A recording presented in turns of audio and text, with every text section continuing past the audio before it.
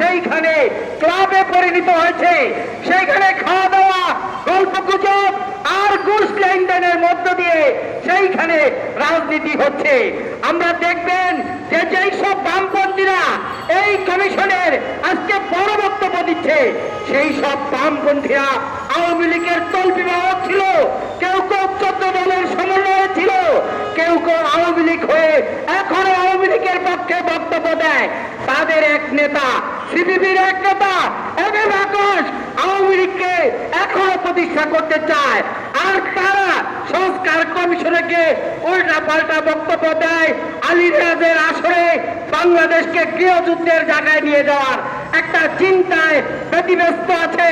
আমরা মনে করি আওয়ামী লীগের দোসর আর আওয়ামী লীগের সহযোগীরা ষড়যন্ত্র করছে, আর সেই ষড়যন্ত্রের প্রতিহত করতে হবে জনগণকে সাথে নিয়ে।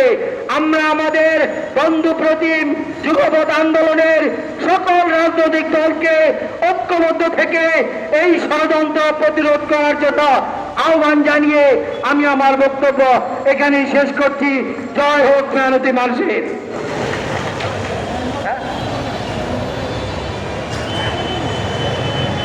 ধন্যবাদ ধন্যবাদ কমরেড ডাক্তার শামসুল আলমকে তার মূল্যবান দিক নির্দেশনামূলক বক্তব্য রাখার জন্য।